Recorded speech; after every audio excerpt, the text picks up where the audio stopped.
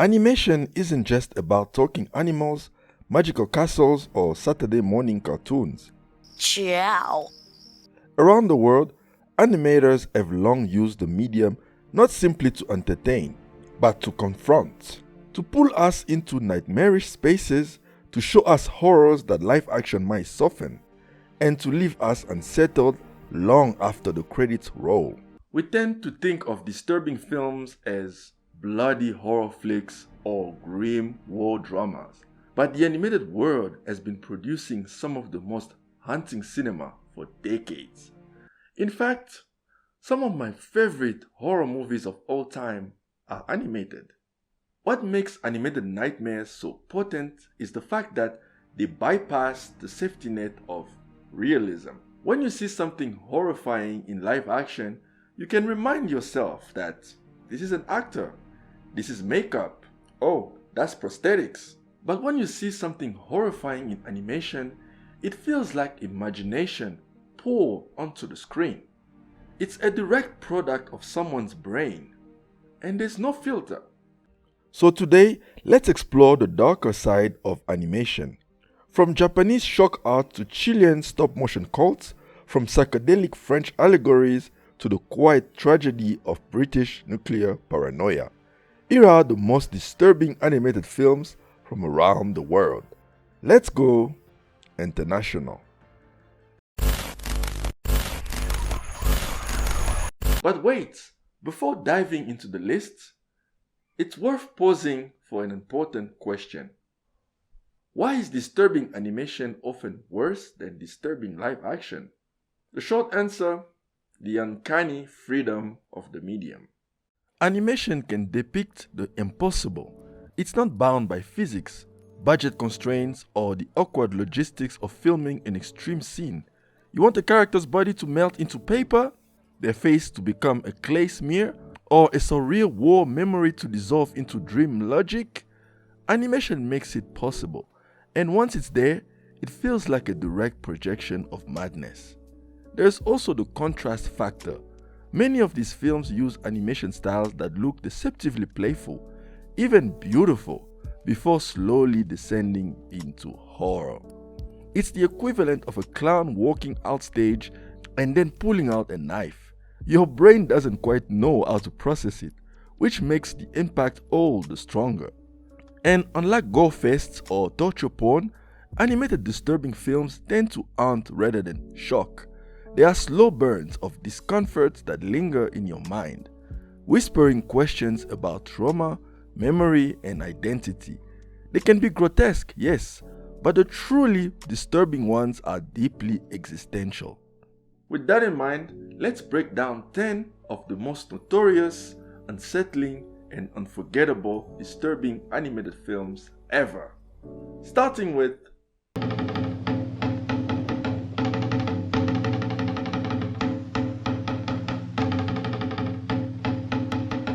few films carry the kind of infamy that Midori does. Also known as Mr. Arashi's Amazing Freak Show, this film is the stuff of underground legend.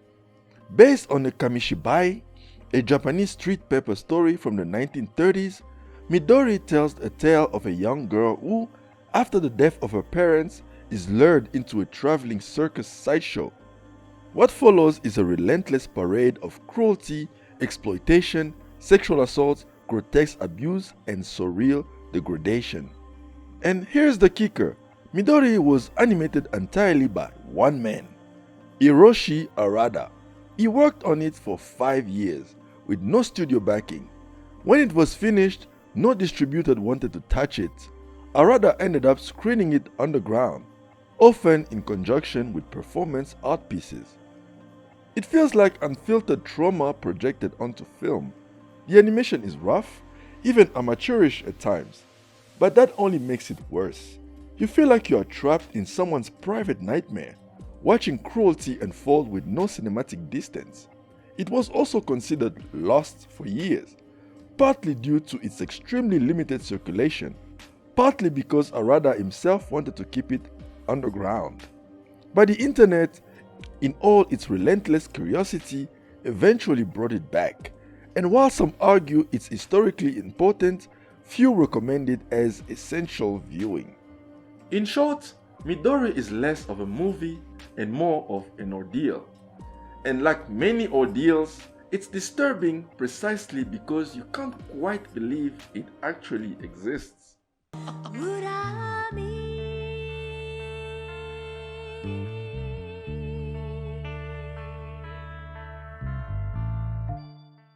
It's not the first time we talk about this movie on this channel.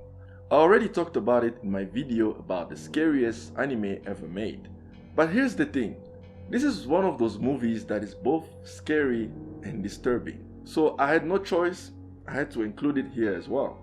If Midori is raw, unfiltered trauma, her belladonna of sadness is the opposite. A polished, painterly hallucination of disturbing beauty. Part of Osamu Tezuka's experimental Animerama trilogy, Belladonna of Sadness takes place in medieval France and tells the story of Jeanne, a young woman assaulted on a wedding night by a feudal lord. After being shunned and persecuted, she makes a pact with the devil, gaining power but at a terrible cost. The film is infamous for its graphic depiction of sexual violence, but what makes it linger is the art style. Much of it is presented through still images, watercolor paintings, flowing ink, surreal patterns that pulse and bleed into each other. It feels less like a film and more like flipping through a cursed illuminated manuscript. There is political weight here too. Belladonna critiques patriarchy, feudal power, and the way women have historically been punished for their own victimization. But it's not an easy watch. For some, the juxtaposition of delicate beauty and brutal content makes it even more disturbing.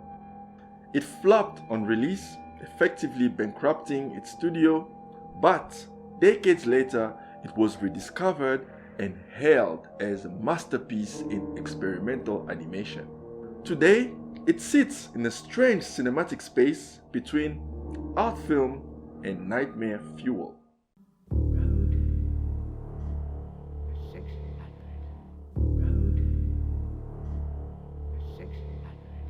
Not all disturbing animation is grotesque. Sometimes it's the quiet, ordinary films that cut the deepest. When the Wind Blows is based on a graphic novel by Raymond Briggs, the same author who gave us The Snowman. Yes, the heartwarming Christmas classic. But while The Snowman made children cry in bittersweet wonder, When the Wind Blows made everyone cry in existential dread.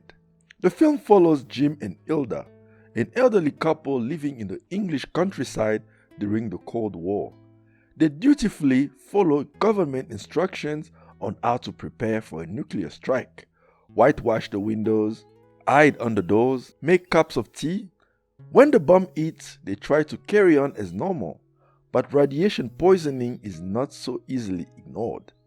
The film is one of the most disturbing pieces of media I've ever consumed, but not because of the gore or violence.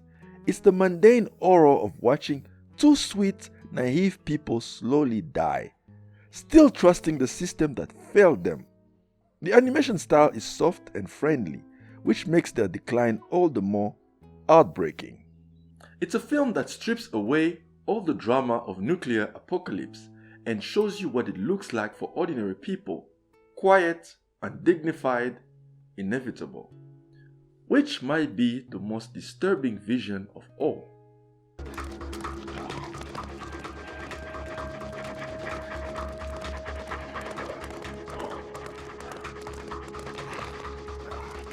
What happens when disturbing animation collides with real history? You get Worlds with Bashir.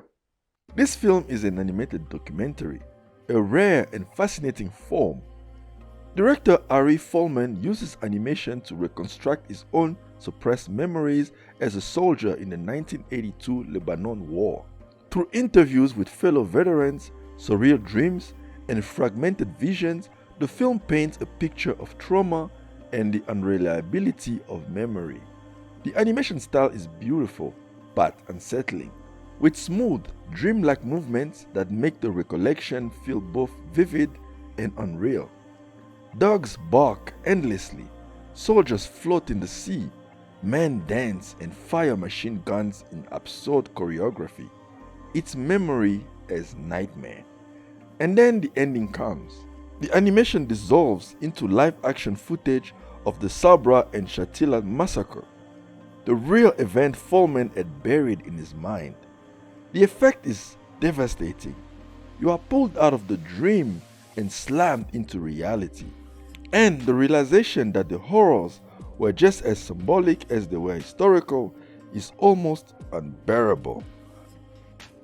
Waltz with Bashir shows how disturbing animation can be because of how it brings imagination to life, but also because of how it reveals it.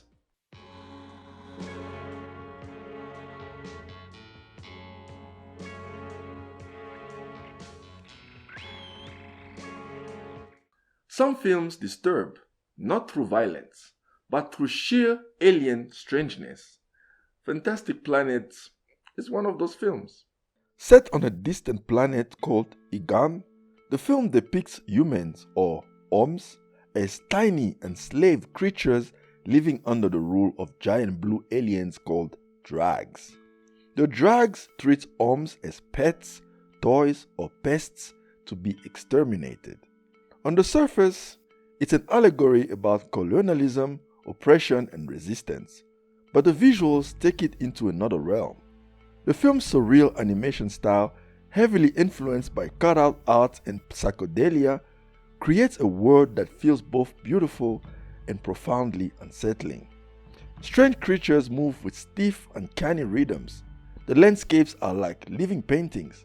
Everything feels familiar and alien at the same time. Watching it is like wandering through a lucid dream that's stumbling on the edge of nightmare. And the fact that it's technically a political allegory doesn't make it any less weird. If anything, the allegory gives the weirdness weight, grounding the surrealism in something painfully real.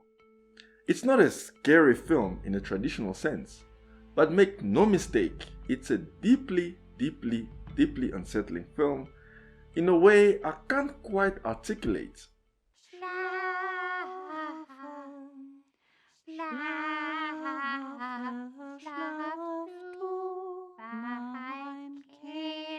While some films disturb by design, The Wolf House disturbed by form. This Chilean stop-motion film, directed by Cristobal Leon and Joaquim Cosinia, tells the story of a young girl named Maria who flees a German colony which, by the way, is loosely based on the infamous Colonia Dignidad, a real cult founded by a Nazi fugitive in Chile. Anyway, the girl takes refuge in a house, but the house itself begins to shift, twist, and transform in increasingly grotesque ways. The film's animation style is like nothing else. Figures are painted on walls, then morph into three-dimensional puppets, then dissolve back into paint. Objects change form mid-scene, faces melt and reform.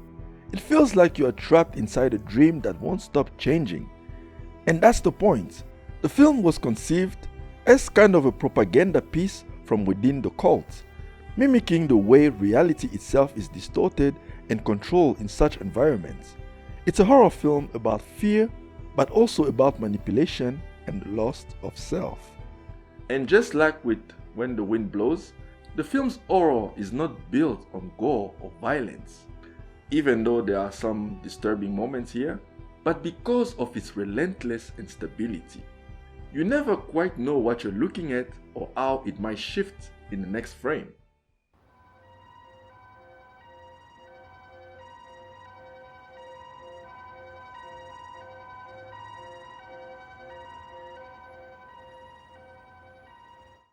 Just like Belladonna of Sadness, we have talked about Perfect Blue in our other video about the scariest anime of all time. You should probably go check out that video. It's pretty good. But anyway, here we're talking about Perfect Blue in a slightly different context. Let me explain. If there is a Mount Rushmore of disturbing animated films, Perfect Blue is definitely on it. Directed by Satoshi Kon, this film, as you may know, follows Mima, a pop idol who leaves a girl group to pursue a serious acting career. As she takes on more adult roles, she becomes the target of a stalker and starts to lose a grip on reality. The brilliance of Perfect Blue is in its blurring of reality and illusion. Scenes shift without warning. Mima questions whether she's hallucinating or actually being followed. Mirrors show different versions of herself. You, the viewer, never quite know what's real. It's also disturbingly relevant, even decades later. The film explores the exploitation of women in entertainment, the pressure of image, the toxicity of fandom, and the way celebrity culture erodes mental health.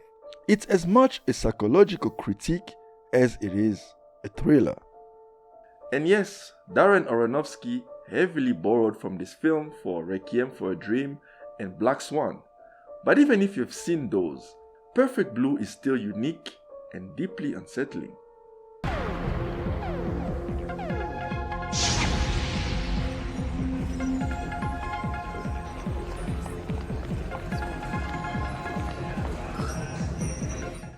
Sometimes disturbing doesn't come from subtlety.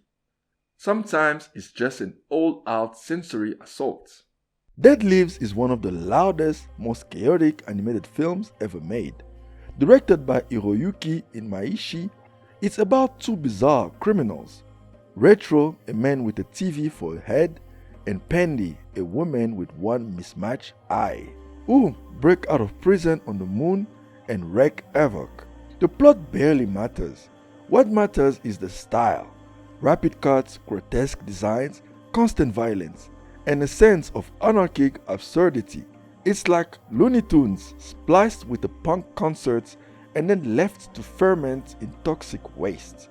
On the surface, it's funny, but after a while, the relentless pace, ugliness, and depravity become exhausting. It's disturbing through sheer overstimulation.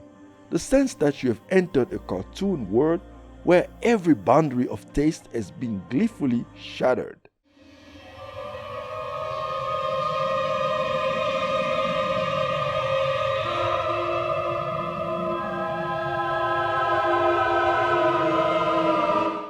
Now, for the slow, quiet, and cryptic. Angel's Egg is one of those films that doesn't shock you with horror. It disturbs you with silence. Directed by Mamoru Oshii, who is best known for Ghost in the Shell, the film is almost entirely dialogue-free. It follows a young girl carrying a mysterious egg through a desolate, ruined world. She meets a strange man who follows her, and they drift through haunting landscape filled with decayed buildings and ghostly figures. What does it mean? That's up for debate. Some interpret it as a meditation on faith, others as a parable about loss, apocalypse, or religious doubts.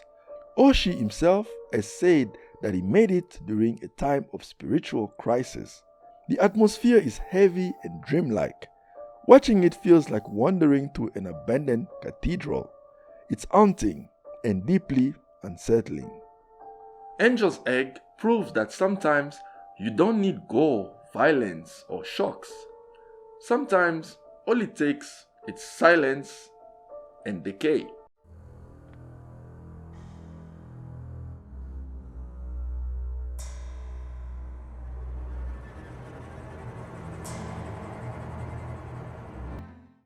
Our final entry looks deceptively wholesome. But don't be fooled. Mary and Max is a claymation film from Australia about an unlikely friendship between Mary, a lonely little girl in Melbourne, and Max, a middle-aged man living in New York. They become pen pals, sharing their struggles and lives across continents. On the surface, it sounds sweet, and in many ways, it is. The film is filled with warmth and humor, but it's also brutally honest. It tackles depression, bullying, obesity, alcoholism, mental illness, and, well, self-harm. The clay animation gives it a charming, handmade feel, but the subject matter is crushing. By the end, you will likely be crying, not because of horror, but because of the raw weight of human loneliness. It's disturbing in the truest sense.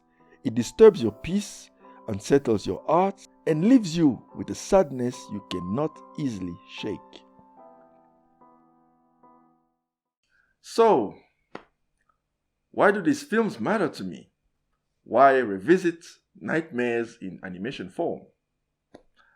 Well, because I'm a miserable person addicted to pain, but also because animation, more than any other medium, has the power to bypass logic and hit us directly in the subconscious. These films, beyond just telling stories, they embody them. They take trauma, paranoia, existential dread, man, how many times am I gonna use those two words? And transforms them into moving images that feel both unreal and too real.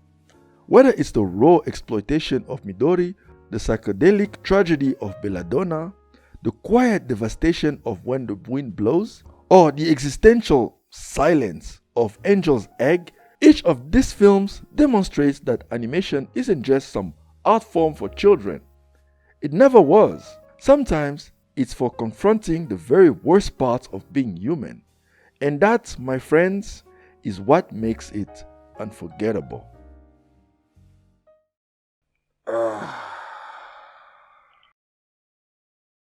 My next video has to be about something joyful. I know there are probably some truly horrifying animated films out there that I either haven't watched yet or don't even know about. And let me tell you, that's completely okay. Don't be typing things like, "You didn't mention the graves of the Firefly, dislike, unsubscribed." Because, first of all, I haven't seen Grave of the Fireflies yet. And second, that's called being a dick. Don't be that. But you know what you can do? Tell me, what are the animated movies that scarred you for life?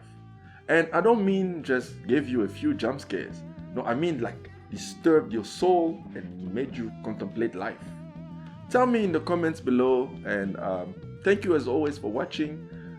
That's it from me. I'll see you next time. Ciao.